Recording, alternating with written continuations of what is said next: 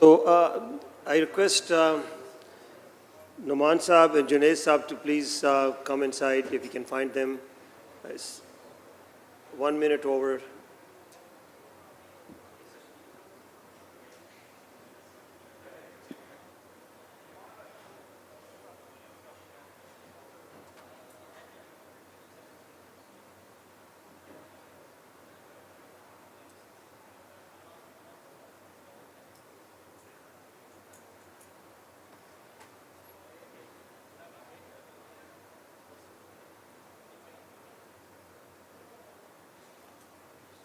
Junaid Saab, आपकी presentation is coming up here? Yeah, and where is Junaid? Just come here.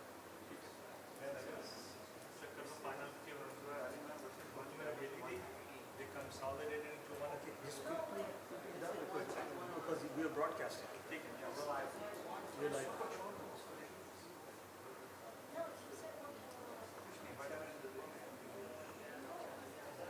Assalamu alaikum wa rahmatullahi wa barakatuhu. We are starting this session, Technological Innovations and Applications to Humanitarian Efforts. I will be moderating this session, co-moderating this session with respected Dhiya Bakr Sahiba, our National Sadr, Lajna USA.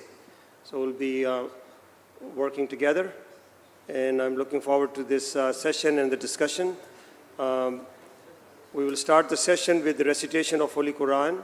I will request Hafiz Samad Saab to please come to the podium, and let's start this session with the recitation of Holy Quran.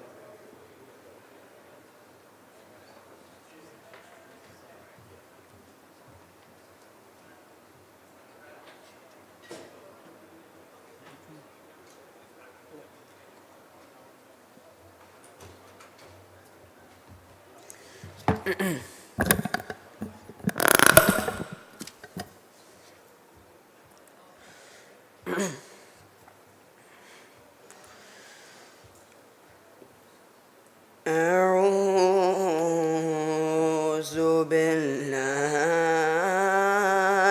من الشيطان الرجيم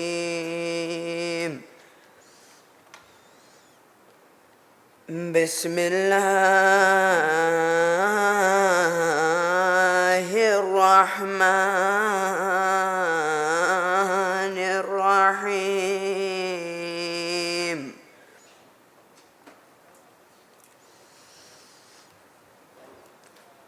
كنتم خير أمة أخرجت للناس تأمرون بالمعروف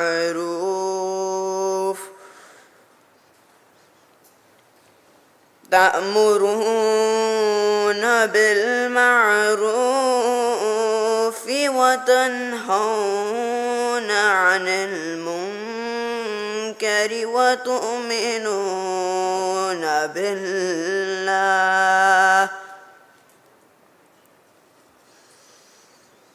ولو آمن أهل الكتاب لكان خيرا لهم منهم المؤمنون وأكثرهم الفاسقون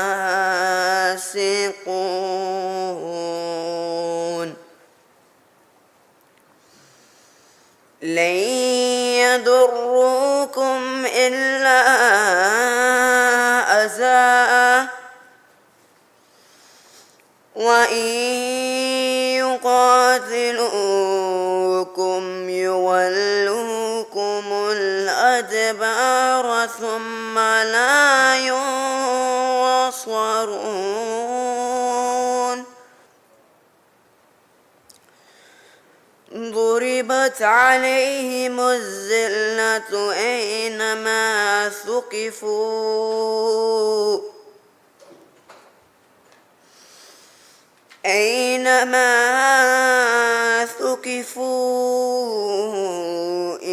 إلا بحبل من الله وحبل من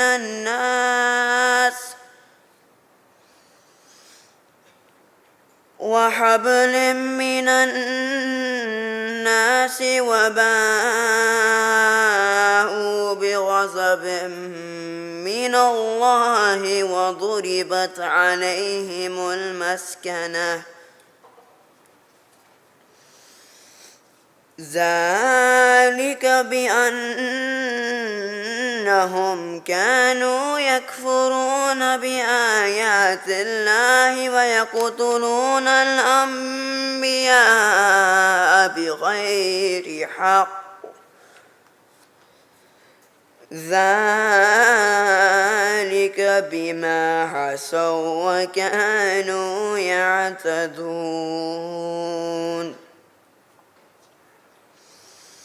ليسوا سواء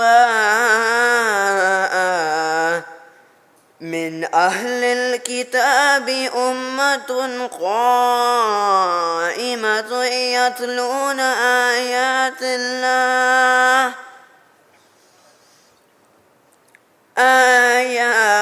الله آناء الليل وهم يسجدون يؤمنون بالله واليوم الآخر ويأمرون بالمعروف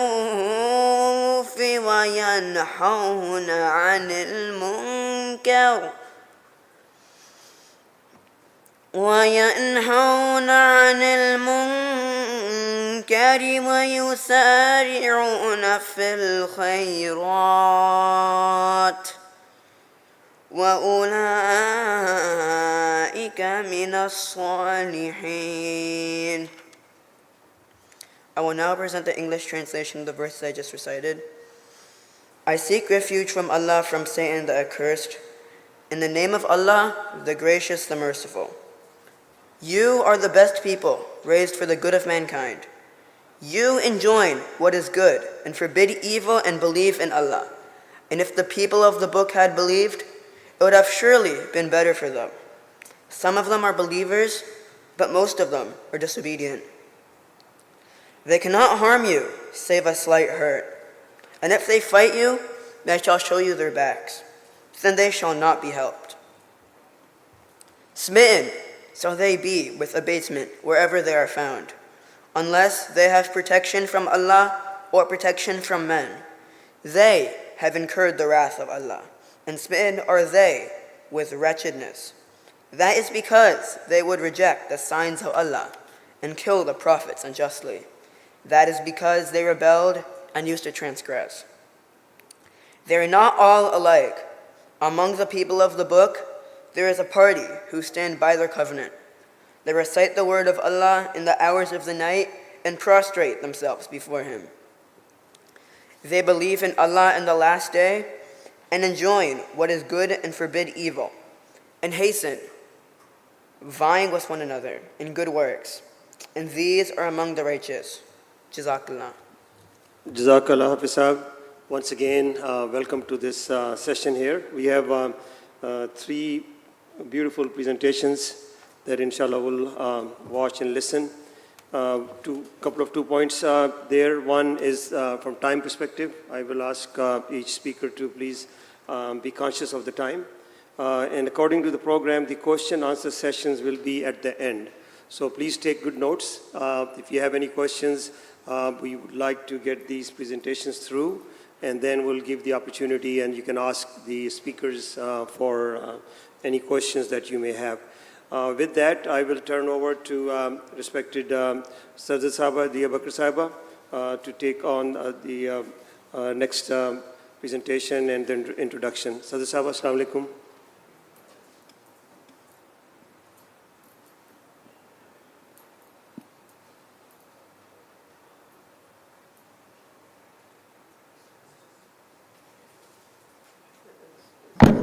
Assalamu alaikum.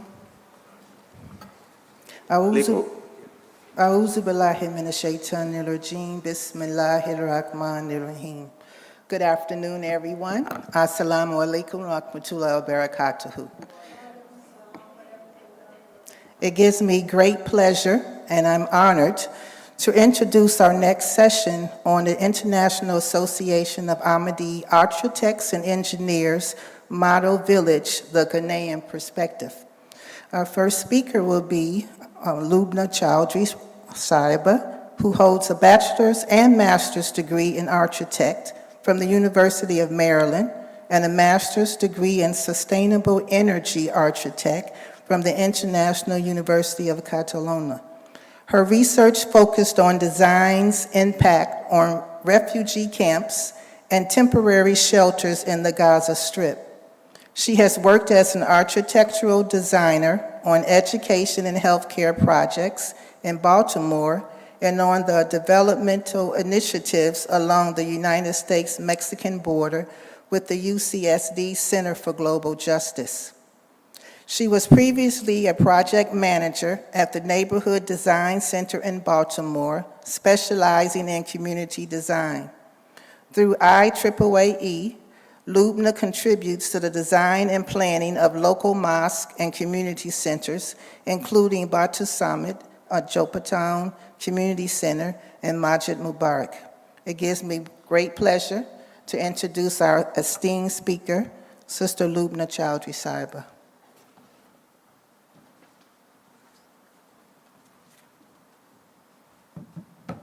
Jazakallah, Sadr Saiba. Assalamu alaikum wa rahmatullahi wa barakatuh. Okay, once I see the slides, I'll start my timer.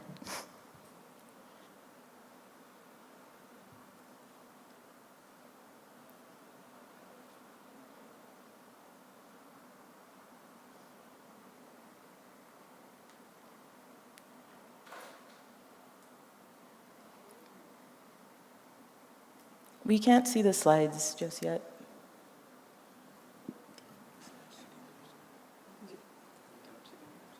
Yeah, I know AV department is working on the slides, right?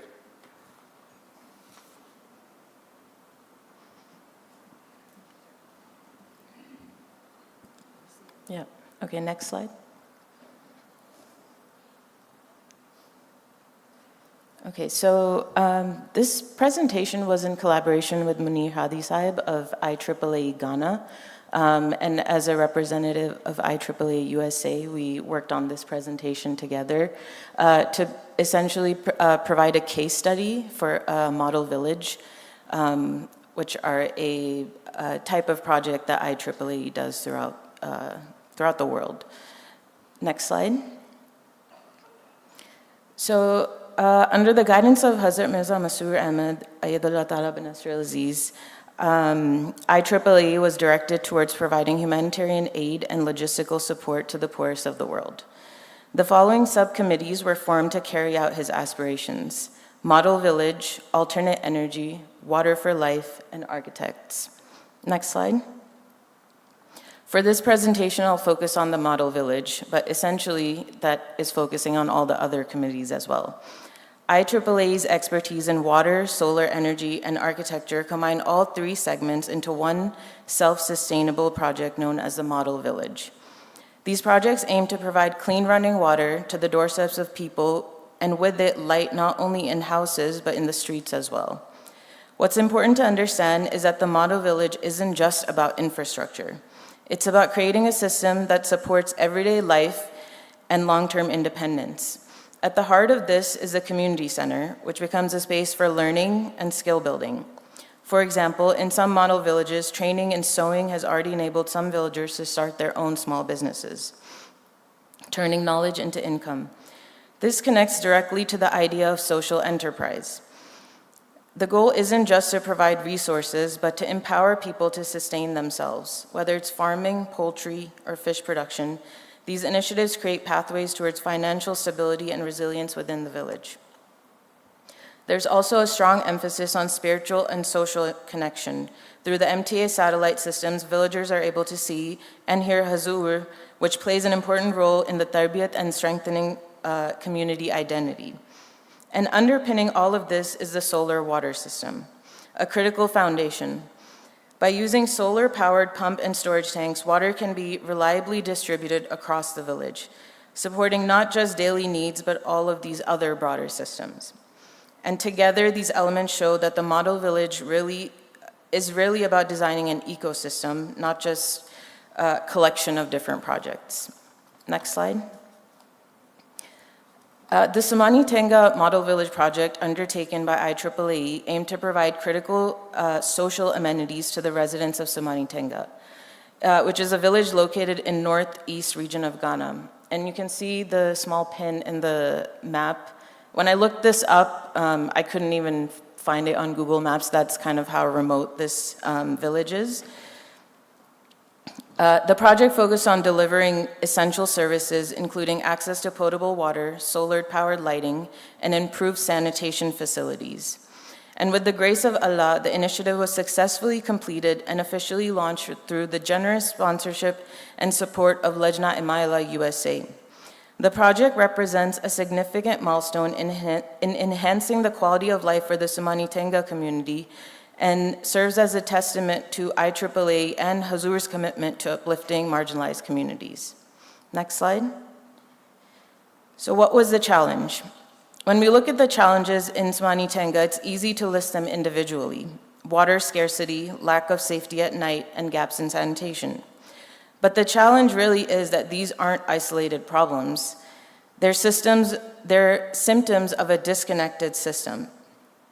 Limited access to clean water doesn't just affect your health, it impacts sanitation, daily routines, and even economic activity.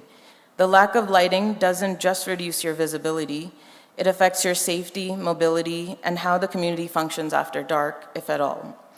An inadequate sanitation isn't just an infrastructure issue, it's directly tied to dignity and quality of life.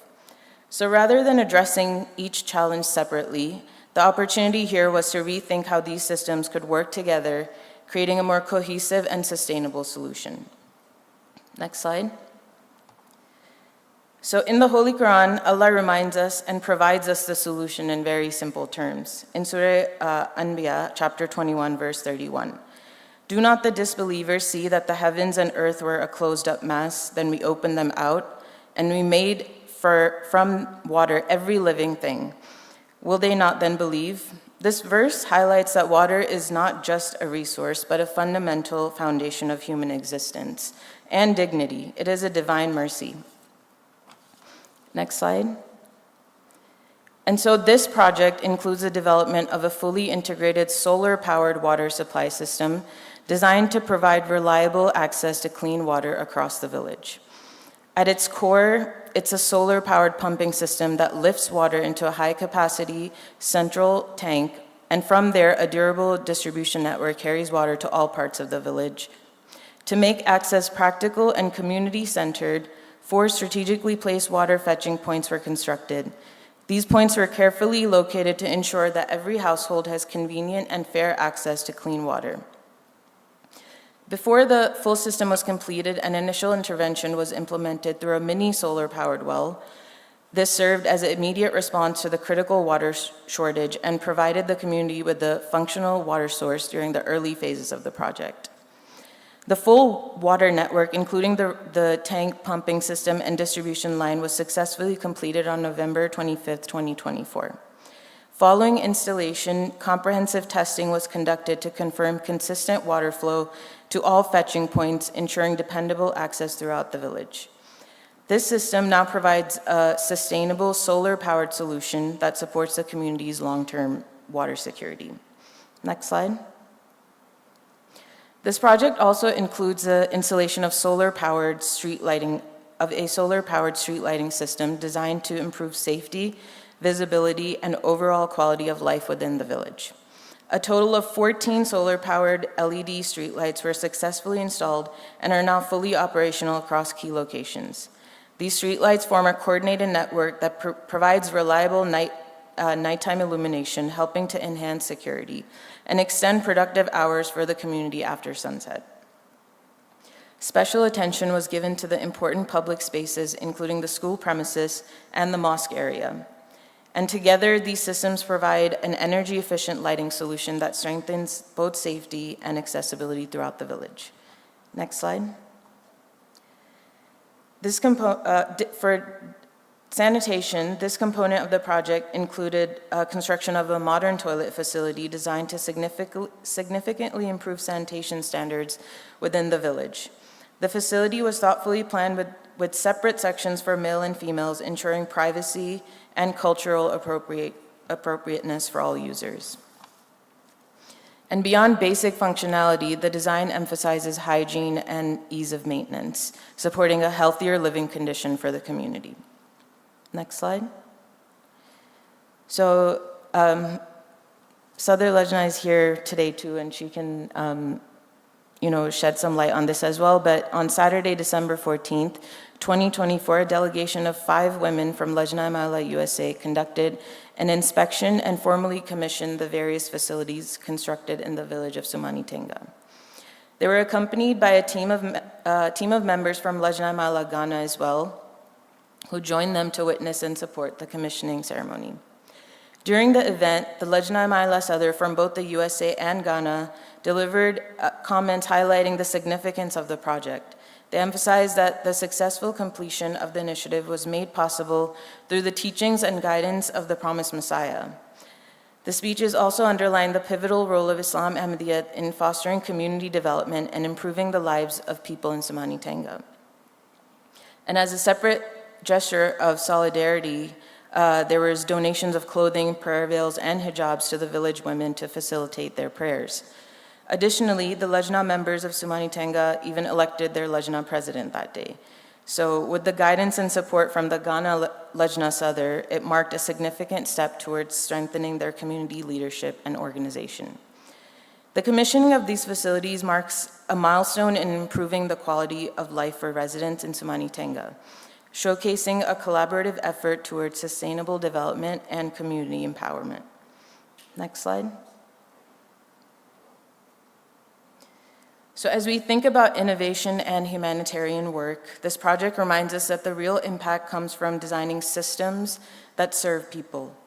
The Holy Prophet Muhammad ﷺ said, the best of people are those who are most beneficial to others.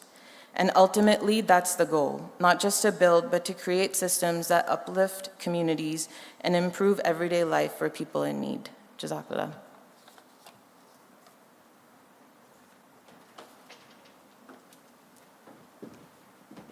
Jazakallah, Lubna Chaudhry Sahaba. Now I'll turn the mic over to Munir Naeem Sahib. So the Sahaba, Yes. I think we have a couple of minutes. Can you share a little bit or your experience when you went out to Ghana in December 2024, I believe? Okay.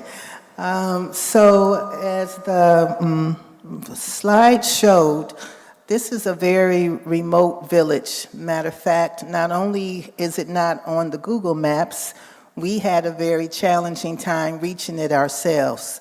It was told to us originally that we would need to ride there on motorbikes, but instead we had Jeeps, and the terrain was very rugged, so I'm just kind of giving you a background of it.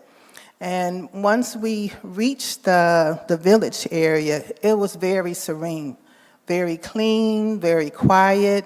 The people had a very gentle disposition. And it was a little surprising to me because we had stopped in the city prior to entering the village area, and it was a very contrast to the city. Matter of fact, if it was left to me, I would live in the remote area myself. The other thing that was very surprising is that in the city, unfortunately, I had to use the toilet system there, and it's not what you would expect.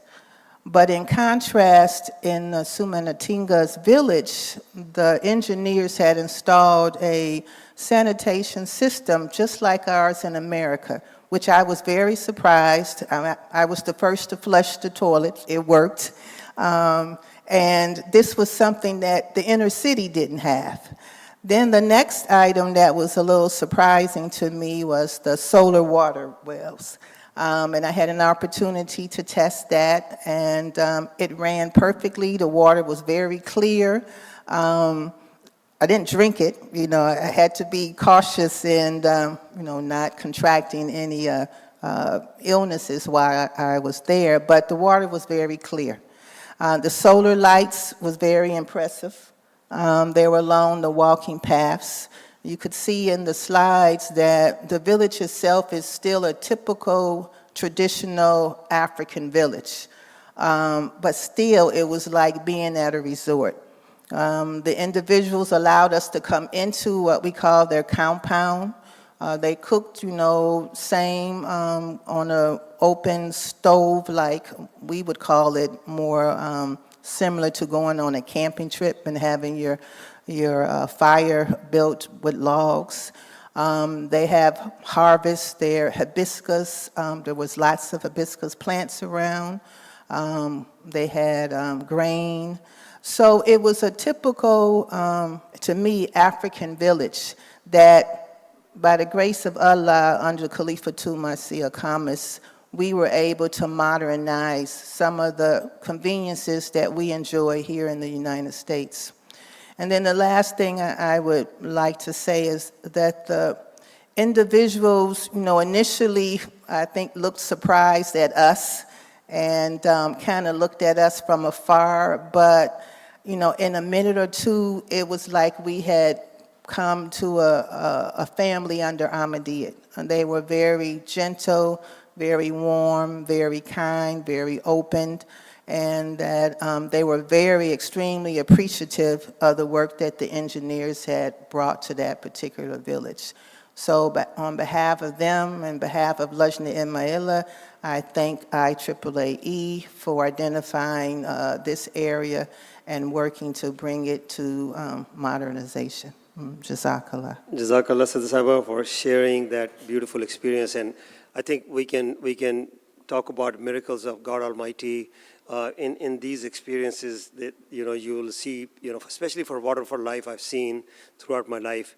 I'm hoping that inshallah we'll do more of these. I know that with Khudam al-Ahmadiyya as well, inshallah we'll make some visits, and with Lajna and working together with the IAAAE, there are huge opportunities. So very exciting. Jazakallah for sharing that, Lubna Sahib as well.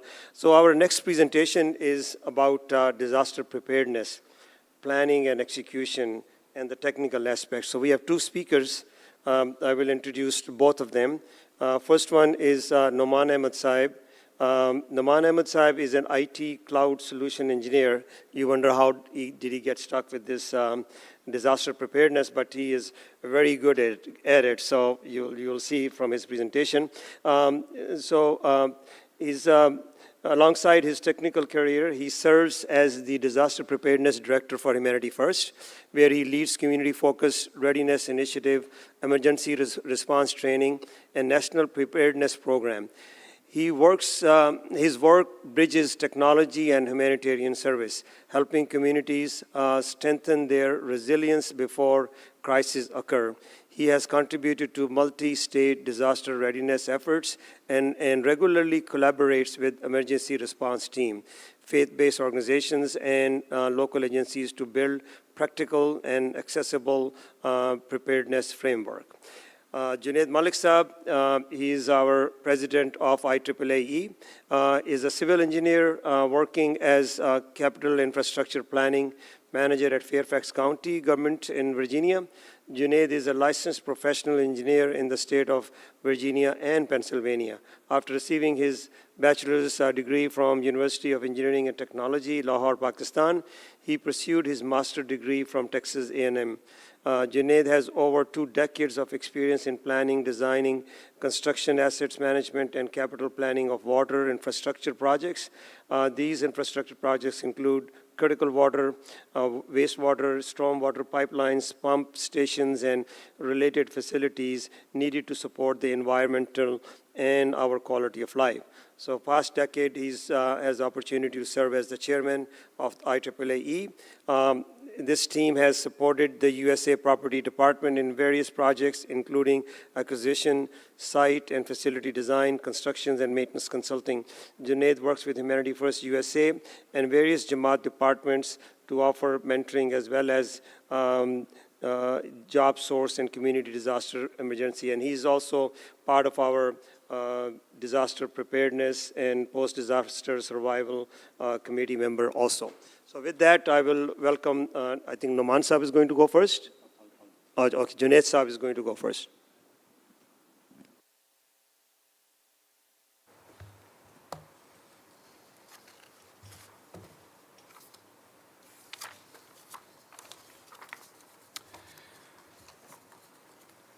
A'udhu billahi minash shaitanir rajim. Bismillahir rahmanir rahim. And the topic of our presentation today is disaster preparedness, planning, execution, and technical aspects. In the Holy Quran, in Surah An-Nisa, Allah Ta'ala is telling us, Ya ayyuhalladhina amanu khuzu hizrakum fanfiru subatin awwi anfiru jami'a. O believers, take your precautions and go forth either in groups or together. With that, I would like to share a clip of Hazur Anwar Ayatollah Nasr Aziz, and if you could play that for us, please.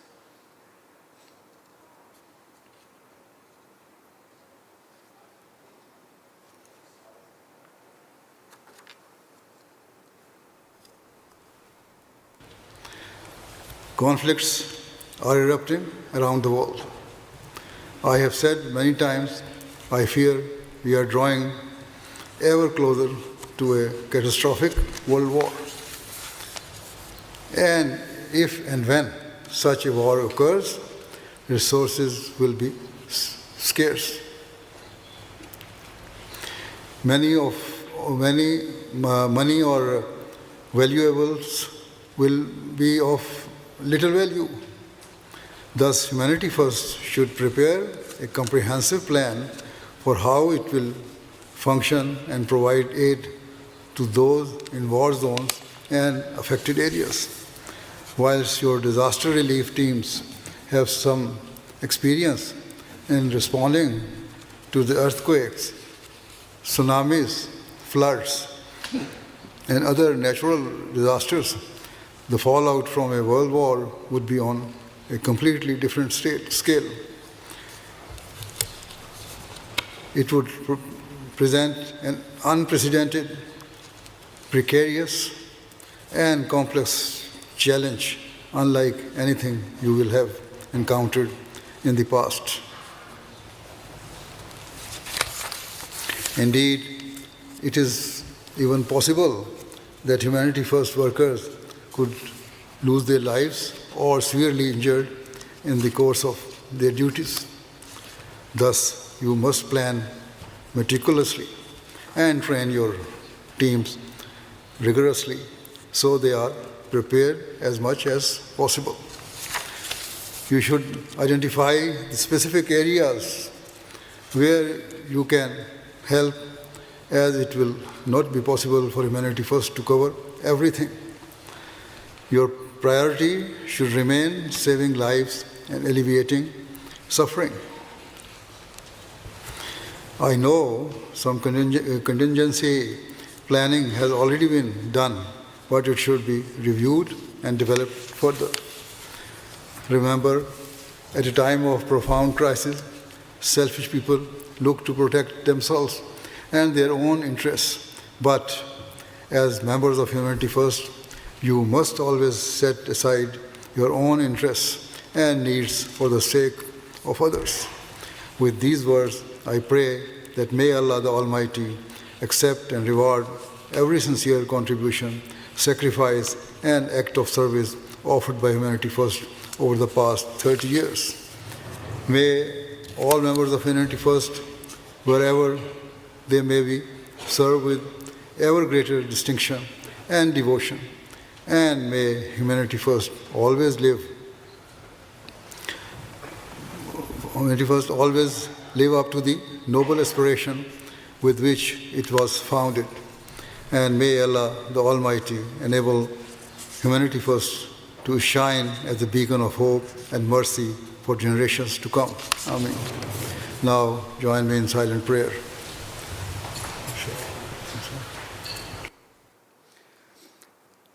So this was from a recent address that we had for the Humanity First International organization. And the message is very clear, and this is not the first time Hazur has mentioned that to Humanity First, as well as IAAAE, that we have to, as a community, we have to come together and really focus on his guidance and prepare accordingly.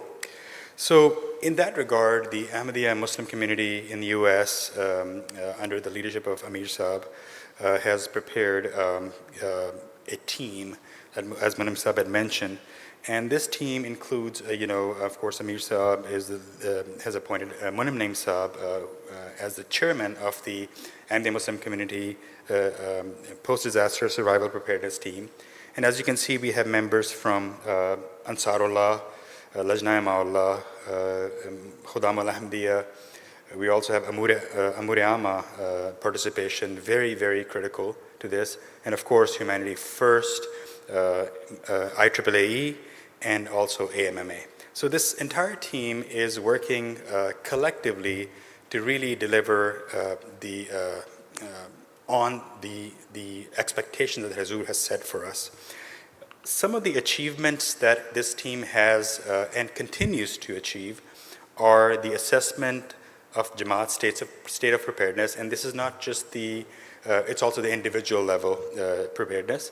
Development of comprehensive training manuals, and these are technical guidance for folks to practically implement these in their lives.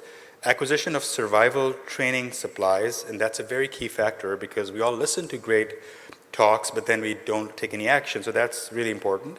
Development of emergency kits, again, critical to the survival preparedness. And then so far, to date, we have conducted 4 training camps in different parts. We started with, at MKA site in South Jersey. We did a camp in Dallas, Houston, Dallas area, and then we recently had a camp in Ohio, and then one was very recently done in the Virginia area as well. So far, 235 members have been trained. And these are a lot of these members are train-the-trainer kind of setup where these guys get trained and they train more and more people. So this is, like I said, this is an ongoing list of achievements. And with that, I want to pass it on to Nouman Saab.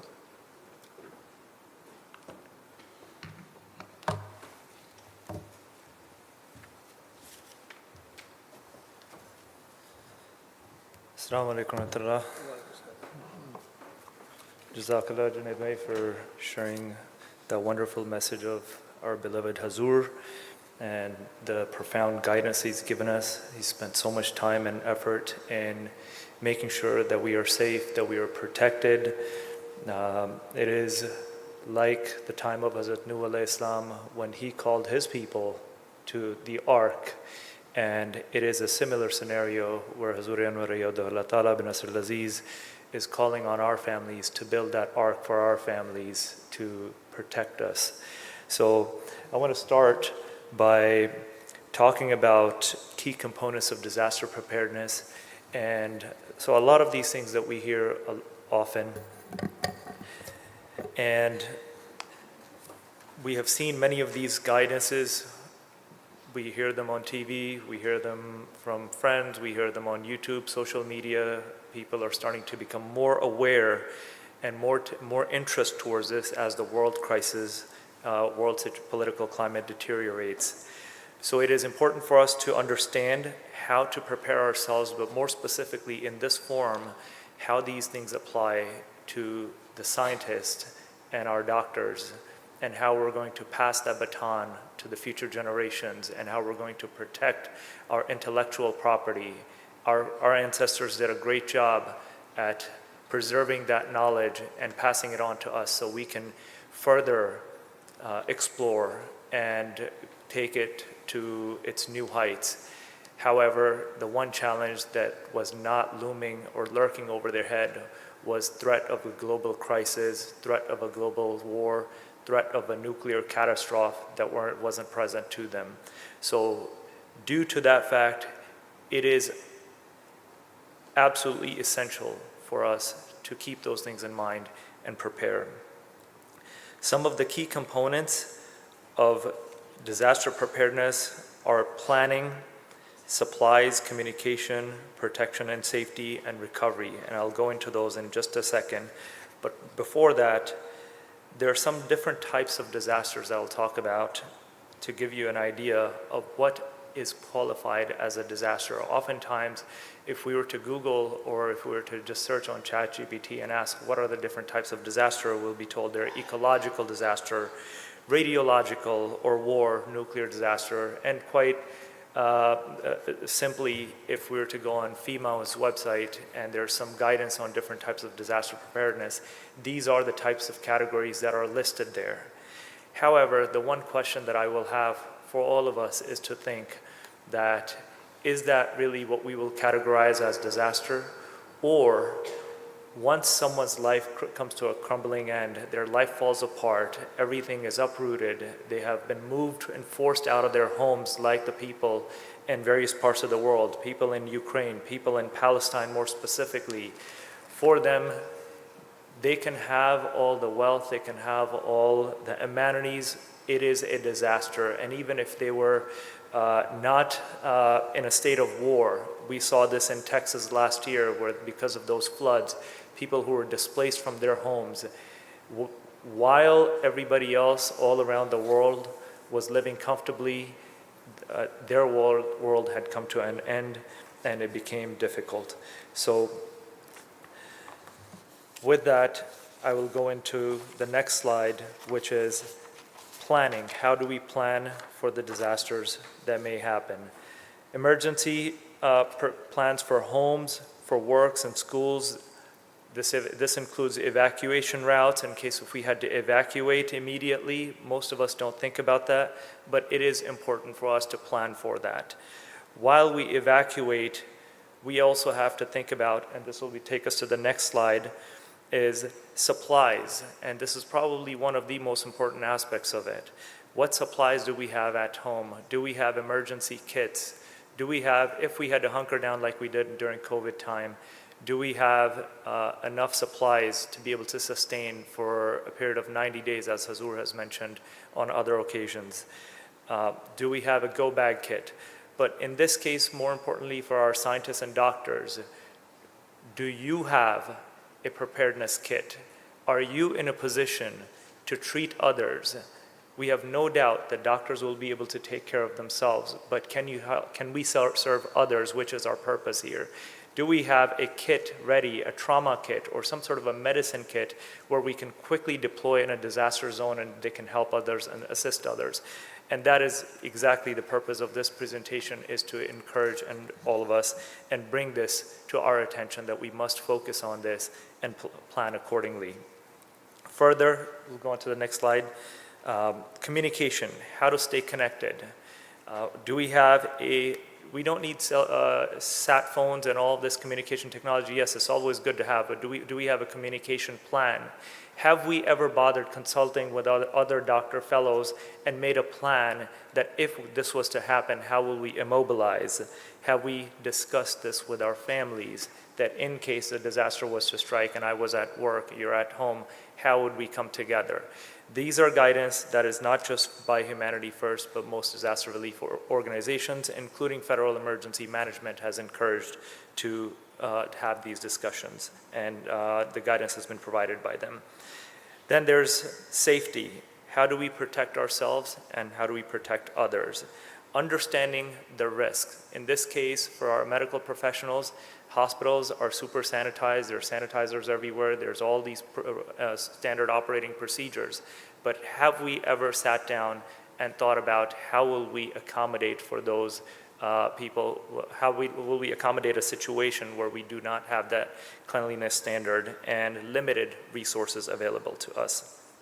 So in this regard, what's important for us is to simulate a situation where we can practice it and try it out and see how that would turn out. in short, practice simulating a disaster means that try to go out and practice operating or doing your work with limited resources and seeing our capabilities. Lastly, recovery. So this is how do we bounce back. There is understanding the risk of it, that to what degree are we impacted, and assessing the damage. There's cleanup involved, there's mental health aspect, and this is one of those that I'll go off the script now and share that in our last shura, respected Azhar Hanif Sahib had asked me that I have yet to hear anyone talk about mental preparedness and mental health at that point. So it is important for us to think about that and incorporate that into our plans, because one of the key things one of the first things that is impacted is our mental health. It's a state of panic. It's chaos everywhere when any kind of disaster happens. And at that point, it is essential for us to keep calm, keep composed, but more importantly, know what our plan of action is going to be. With that, I will turn it back over to Junaid Malik Sahib for conclusion.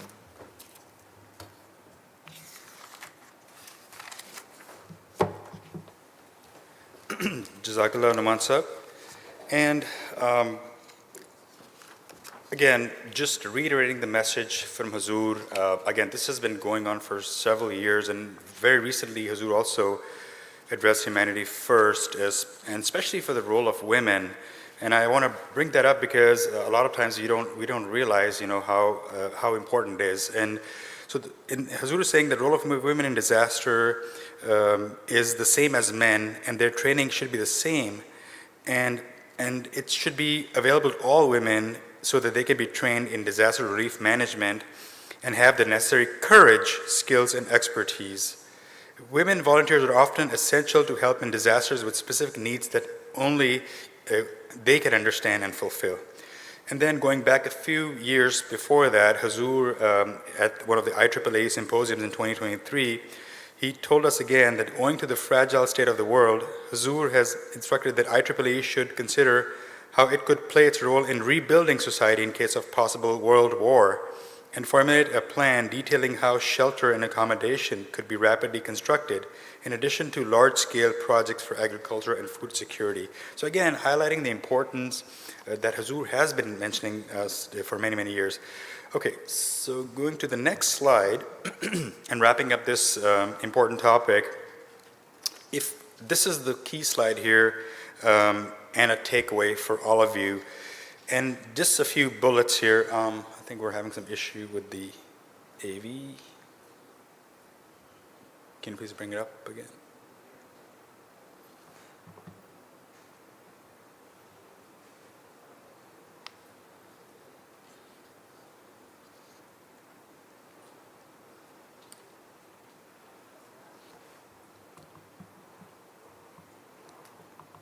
Okay. All right. So again, the very first thing is a mindset. You have to acknowledge the need for preparation, okay? Because that's really the most motivating aspect of the preparation. You have to organize your schedule, find time to think about it. We're all very busy with work, with kids, with family, with Jamaat. You have to make time for all of this. If you don't have time, it can't be done. You have to be the leader, okay? Don't expect the Jamaat and other people to kind of motivate you. Be a leader for your family, for your community. Especially I want to encourage the physicians, the engineers, the scientists, the technical people who have the set of skills to do this kind of set, right? And lead those changes. You have to team up with like-minded individuals. You may get demotivated because somebody say, oh, this is too much, can't be done, right? You got to find the right people. You got to find that core team. You have to acquire knowledge, okay? And this has to be part of your training. Just like anything, you have to get the knowledge, the tools, watch YouTube videos, figure it out, right? Whatever motivates you, figure it out. Whatever your field of expertise is, master that. Don't try to do everything at once, okay? Break it down, but have a plan, okay? If you don't have a plan, you're going to forget about it, right? See how you're doing on your plan. Start with the most critical items: water, shelter, security, fire, all of those things, And then keep documents. We're so rely on electronics and like for example, have a map, have critical documents, everything printed, laminated, right? And again, finally, like Nouman Sahib said, you have to practice it. Just like anything in your profession, if you don't practice, you're not going to be perfect at it. So with that, Jazakallah, and I open it. Jazakallah. Nouman Sahib, Jazakallah. I know this is just a teaser. There is a lot more to it, and as Nouman mentioned that, this ark you have to build, the disaster is imminent. Whether it will happen in our lifetime or not, nobody knows. But you have to prepare, and there is a lot more to get involved and take care of. These gentlemen will be here. Even Dr. Mahmood Qureshi Sahib is here also, who is working on this training on the Lajna's side as well. So please, spend some time with these gentlemen here, learn a lot more, prepare your families. With that, I will turn it over to Sadr Lajna Sahiba for the next presentation's introduction. Jazakallah. I'd like the honor of introducing now our next topic, Introduction to Intellectual Property Law. With that, our speaker will be Abdul Basit Sahib. He is a United States registered patent attorney with close to 20 years of experience in intellectual property matters, including both government and private practice experience. Abdul has led his own firm for the past 9 years and has provided services for clients in the USA, MENA, Europe, and Asia. Abdul previously worked as a United States patent examiner and was also at patent firms in Washington, D.C. area, representing the Fortune 500 corporations on various patent matters. I now turn the mic over to Abdul Basit Sahib. Hello? Okay, thank you. Assalamu alaikum, everyone. If there is a disaster, you won't need patent lawyers at that time in his. Please get with Junaid, Malik, and these other guys. I can't help you at that time. So I feel somewhat humbled that these members of the Jamaat are doing so much to help people around the world, and to contrast that to the things, the materialistic aspect of the world, they've had me speak about intellectual property law. Just a quick disclaimer, the slides are not coming up, are they? Does it work on here? Okay. All right, so just a quick disclaimer. This is just for informational purposes only. It's not offered as any sort of legal advice and should not be relied upon as such. And the presentation of these materials do not establish a form of attorney-client relationship. Sorry to have to put that in there. Okay, so this is a very basic presentation on patent law. It's very rudimentary, nothing complicated. I've tried to make it simple. It's very difficult even for me to listen to another lawyer for more than 15, 20 minutes. So I hope that you appreciate that I haven't put that much words on each of these slides here today. The Holy Quran kind of talks about the two things that IP law focuses on, the pursuit of knowledge and also hard work. From one quotation from the Quran, exalted then is Allah the true King, and be not impatient for the Quran, ere its revelation is complete unto thee, but only say, O my Lord, increase me in knowledge. And the second verse is, and that man will have nothing but what he strives for. So the first part of this presentation is going to be about what is a patent and the filing of a patent application. That is what I work on for most of my career.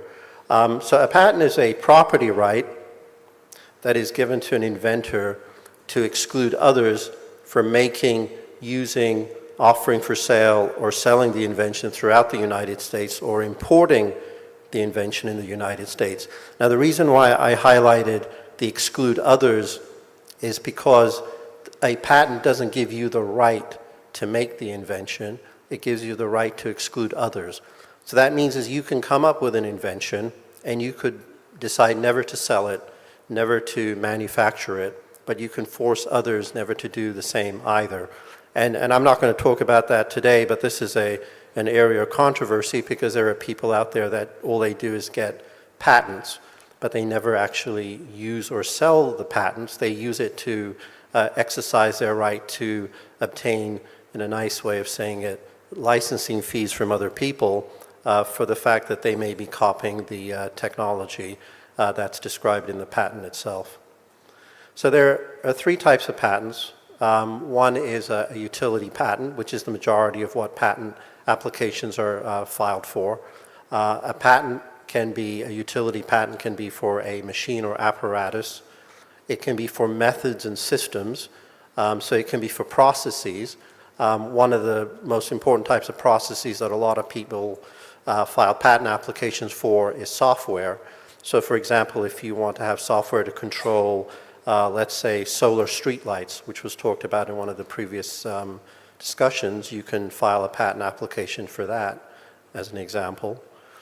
Design patents are for a design, not the functionality itself. One of the most famous design patents is, if you look at your iPhone, the curvature around the iPhone, the curved edges are actually protected under a design patent owned by Apple, and they actually sued Samsung. I think it was $1 billion or something, just for the fact that they copied the curvature design of the phone. And then the third type of patent is a plant patent, which not many people apply for, but what it is, it's for new and distinct patents that are not found in nature. So in 2022, just some statistics, 769,000 patents were filed in the USPTO, and about 370,000 patents were issued. I know China has surpassed this. They're doing a lot of patent filings for them. Intellectual property is becoming more important as their economy progresses and improves over time. Some of the largest recipients of patents in 24 were Samsung, LG, TSMC, which is I think it's a chip circuit company, and Qualcomm. There's also been, there is no graph, I apologize for that, but there's been an increase also in AI filings. I think that should be, self-evident by the topic that's discussed all the time, in areas such as planning and control, machine learning, natural language processing, and evolutionary computation. So a lot of patents that deal with software now incorporate some sort of AI feature to it as well. In the medical technology, since there are many doctors here today, there has been an increase in patent filings with technologies relating to image acquisition, early disease detection, personalized diagnostics, and therapeutic treatments. And of course, there are always patent filings for pharmaceutical drugs, but that's usually an exclusive club. You have to have a lot of money to do that. But these are more of the smaller med tech companies, what they're focused on. The second part, the second type of patent IP I'm going to talk about is copyrights. Copyrights, according to the U.S. Copyright Office, are a type of intellectual property that protects original works of authorships soon as an author fixes the work in a tangible form of expression. So the easy examples of a copyright application are books, music, movies, software code as well. You can patent, you can get a copyright on the software code itself. Filing for a U.S. copyright is pretty straightforward. Anyone in this room can do it. It costs about $40 to $60, and you just go on the U.S. copyright website and you can file it yourself. It's not that difficult. And then the third thing I'm going to talk about is trademarks, very briefly. So a trademark is a word, phrase, symbol, logo, or design that identifies the source of a product or service and distinguishes it from competitors. So some very simple and very straightforward trademarks are Pepsi, Boeing. Some other ones that you might not think of is actually the design of something. So the design of a restaurant exterior, such as a McDonald's, that can be trademarked as well. So the yellow arches are trademarkable. A KFC has the same thing, which it has the canopy around the edges of the building that have the orange and white, I think they're orange and white vertical stripes. So those are things that can be also trademarked. I know there's an example of a very famous shoe design out of Europe where they got a trademark for the sole of the shoe. So they made the sole of the shoe red, and they got a trademark for that. And they were actually able to defend that successfully in court. And then the last type of IP that I'm going to talk about is trade secrets. So trade secrets are basically information that include a formula, patent, et cetera, that derives independent economic value, actual or potential, from not being generally known and not being readily ascertainable by proper means by other persons who can obtain economic value from its disclosure and use, and is subject to efforts that are reasonable under the circumstances to maintain its secrecy. So to kind of say that straightforward, basically a trade secret is something where you take reasonable measures or efforts to keep it secret from other people. So this is actually a big topic right now in IP because people are looking at trademarks, or I should say patents, as losing their value as far as how they can protect their IP. So what they're doing is they're doing a combination of either trade secrets and patents, or just trade secrets to protect their technology. An example of this, and everyone knows about this one, is the Coca-Cola recipe. That's a trade secret. You know, they have it in a vault somewhere at the Coca-Cola headquarters in Atlanta, and only 2 or 3 people know it at a given time. But there are many other examples of trade secrets that are used, especially in the software industry, where they don't disclose certain aspects of it, and they don't even file patent applications for it. So they keep it totally under a trade secret. So that's something that's going to become more and more, and it's going to be more relevant, especially when you work for someone and they ask you to find a non-disclosure agreement or confidentiality agreement. They're going to say that you do not disclose trade secrets, and when you decide to go and work somewhere else, then you're going to have to be more careful about what you can say or do at your new employer when it comes to what you did at your old employer, because they may say to you that you can't actually use that because it's protected by a trade secret. So that's it. Jalo, thank you. Jazakallah.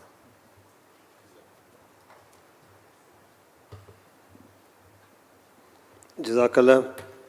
I think next we will have discussion, question, answers. But before we do that, we have seen 3 presentations, or actually 3 presentations were made. You know, the first one was about the humanitarian efforts, right? The Model Village, a beautiful program.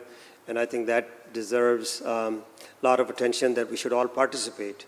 Whether we do it together with IAAAE or with Humanity First, there are opportunities, and opportunities to visit and see for yourself and share the experience that Sadr Sahab has shared. So this is one thing, definitely was very good. Second thing is the presentation that Junaid Sahab and Nouman Sahab made, I think scratched just the surface here. And we definitely need to pay heed to it. There are 2 type of kits, Nouman Sahab, available at Humanity First booth. One is what we call is a Survival Go Kit, micro. If you have a capacity to purchase one, take it. It has a very important survival items there. And then second one is the standard kit. It may not be available, but you can place the order.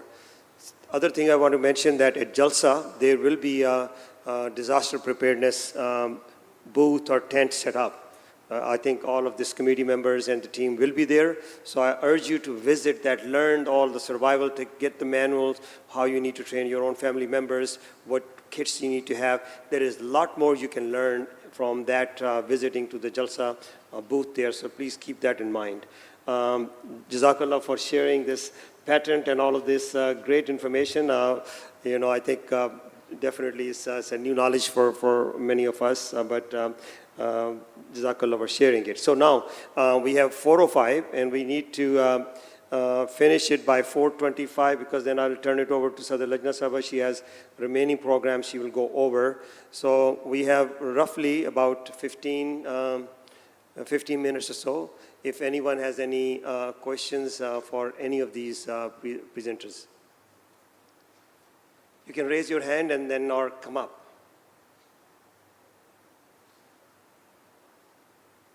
Okay, so Sahaba, anybody from Lajna side, anyone has any questions or any suggestions or anything? Assalamu alaikum.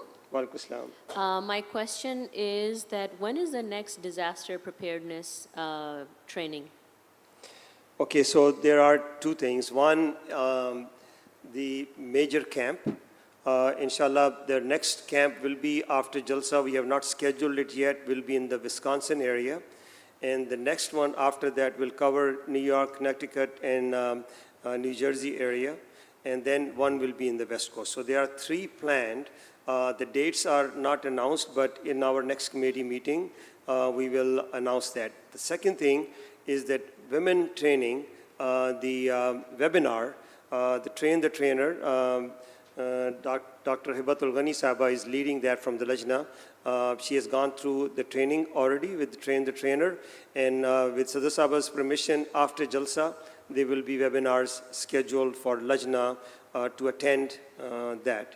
So once, that schedule will inshallah come out soon. And the last thing is that Jamaat also holding this thing. So inshallah, Bilal Rana Sahab, our Naib Amir and the in charge of Amur-e-Amma, will put a schedule out. We just discussed that. Inshallah, we will update Jamaat calendar and that will be done shortly and you'll see that. Yes. Okay. Ji, is one more question from Lajna? Ji. Assalamu alaikum. My question is for Lubna Chaudhry Sahiba. So my question is that when you, as the researcher, were doing your research, did you yourself actually visit the community?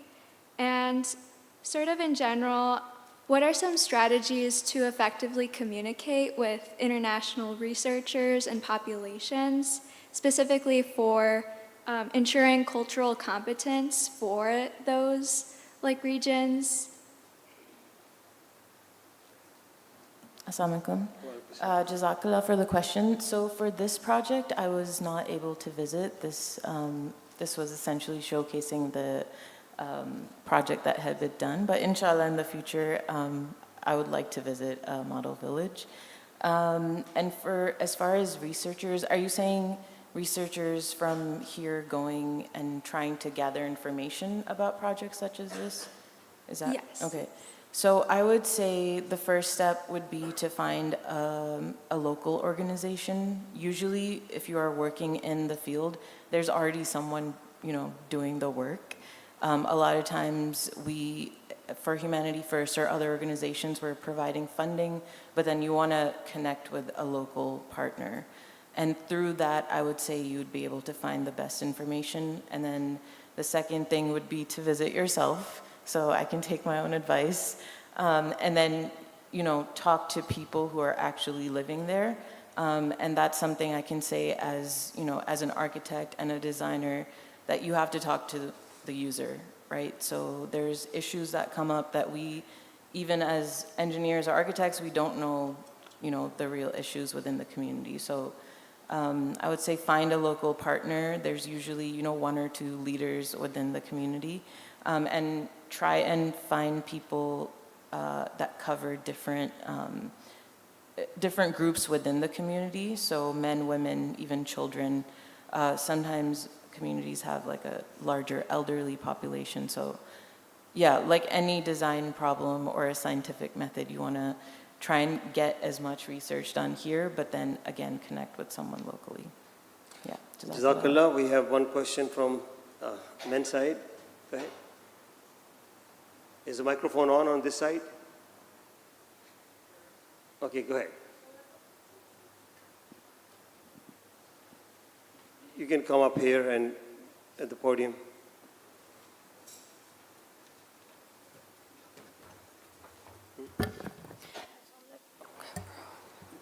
It's on. Assalamu alaikum. So this question's for Junaid Saab. Really quickly, it's just, at the beginning of your presentation, you said that there was a verse from Surah An-Nisa. Do you remember what the verse number was? 4-71. Okay, Yep. Jazakallah. Jazakallah. Okay, any other questions? Yes, we have one on the legend. Assalamu alaikum warahmatullah. So I would like to ask Lubna Sahiba, and one thing from your presentation that really stood out to me was the phrase that design systems, not object. So having that phrase in my mind, I was wondering to know if this model were expanded from one village to, say, 50 villages, not only in one continent but across the globe. So which parts of the solution do you think would scale easily, and which parts would require significant redesign? Jazakallah. Okay. So I would say, as an idea, all of those ideas, water, energy, sanitation, as an idea, those all can scale, to a bigger project. But you have to look at the environment, you have to look at the culture of each place, and then act accordingly. Because again, like each place, this was a very remote, as Sadr Sahiba was saying, it was a very, very remote place. The people still have the same needs as us, as humans. So the concept and the idea can scale, but you have to really do the local research and, for each one of those, whether like the 4 subcommittees that Hazur had created. And then according to that, you can find the solutions. And I think as people working in the West and having access to a lot of technology, a lot of times we want to just take the most technologically advanced thing because it's easy, but going to these remote locations, you really want to, I personally think, like work with people and see what works, what is working with them, what they can, what they need support in. So I would say thinking when the things that aren't going to scale are based on the, local environment, local culture, and, local technology. But you can find the solution within that, yeah. Okay, Sadr Saab, I think we are reaching to that point. Let's just see if we have one more question, if we can take that.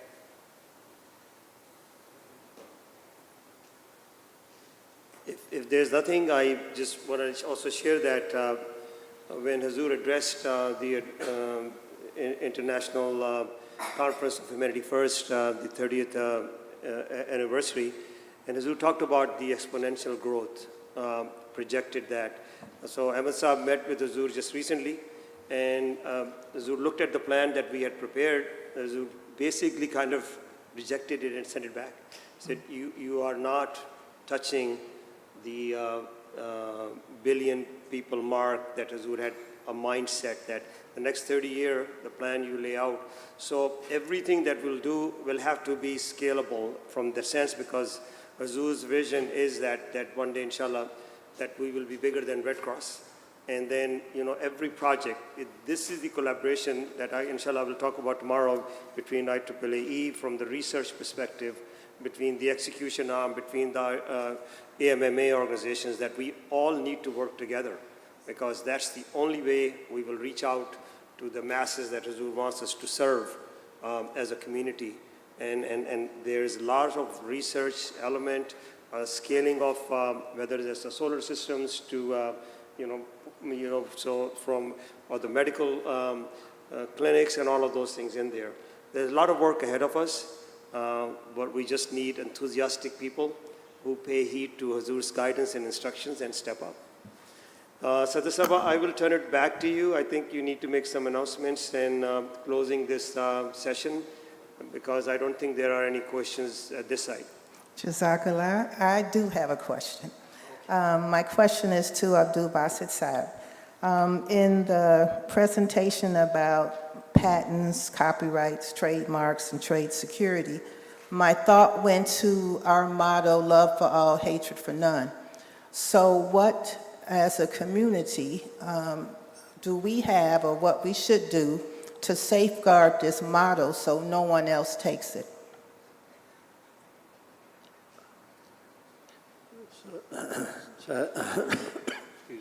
So I know that's a very simple question.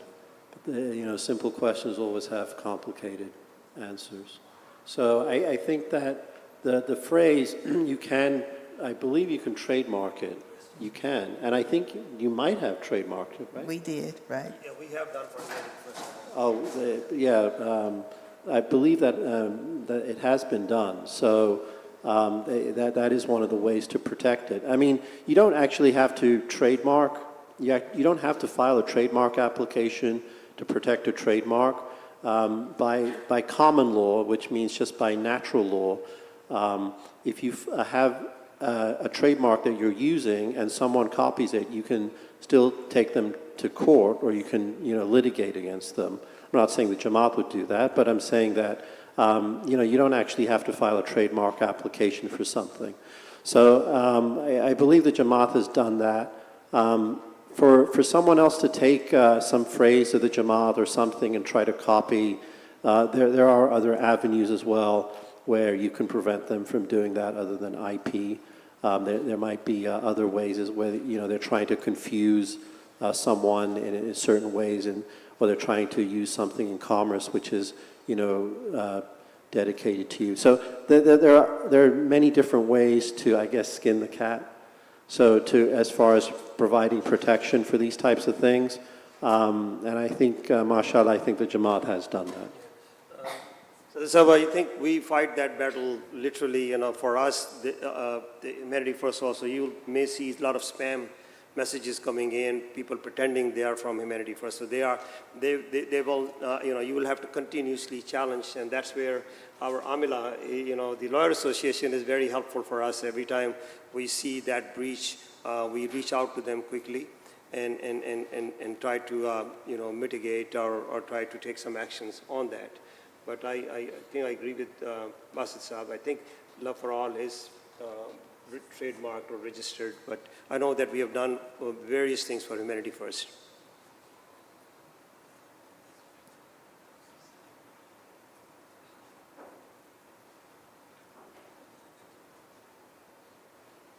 Junaid Saab, anybody else has anything here? Before, I think we are pretty much on time, but Sadr Saab, if you allow, Nouman Saab has a comment. Assalamualaikum. So someone asked about disaster preparedness camp, when the next one is. My advice to all of our guests here is don't wait for the disaster training camp, and definitely not a disaster to start preparing. There are numerous resources. Visit FEMA and YouTube and many, many resources. And most of all, start by the guidance of Hazrat Khalifa al-Masih, which is to have your kits, have your rations stored at home for 90 days. And you should be able to find that information on Humanity First. We're going to soon be posting it on Jamaat website. But if you're not able to find that, just Google it. You'll find many, many resources that can help you prepare for that. Jazakallah. Okay, Sadr Saab, back to you. Assalamu alaikum, jazakallah. I just want to put a tag there with the copyright. I was aware that the phrase love for all, hatred for none was copyright, but I never see the symbol when we use that phrase in our publications. And my thought is that we should continue to put the little copyright symbol behind the wording so the public is aware that that phrase is copywritten. I mean, I'm not, excuse me, I'm not exactly sure how they've protected it, because I wasn't involved in that process. So I apologize. I can't answer it directly, but you can still have a copyright or a trademark without having this. The C is if you get it registered, but if you don't get the C in the circle, the registration, it's still protected by law. It's just the reason why people get the C registration or the R in the circle, a registered trademark, is because they want to go for more damages when they go to court. So you can get triple damages, and that's usually business to business type litigation. So, but I think from the Jamaat's perspective, as long as they are defending it, and there are people involved in that, then inshallah everything should be okay. Jazakallah. And now for our final announcements. Please be aware that we will have consecutive sessions. We have a session by Ahmad at 5 o'clock. We will also have a session on land investment by IAAAE. And then we will have a session 3 with the Ahmadi Women's Scientists Association, a question and answer session with respect to Satara Buri Akbar and respect to Tahira Sadiqa Nasser Saiba. So please join in those sessions. Also, there will be a break from 4:30 to 4:45, and please continue to network. And just to add to the question that one of the young ladies asked about, how do you go about finding situations or sites to do some of this humanitarian work? My answer to that is just like here. You network, you listen closely, you interact with people to find out what's happening in not only our country, your local areas, internationally. You offer yourself, and then you end up finding how you as either an individual or us as a community can make a contribution to the projects that are out there at large. So Jazakallah to everyone who contributed to this fantastic session, and enjoy the rest of the conference. Assalamu alaikum wa rahmatullah. Jazakallah. Assalamu alaikum wa rahmatullahi wa barakatuh.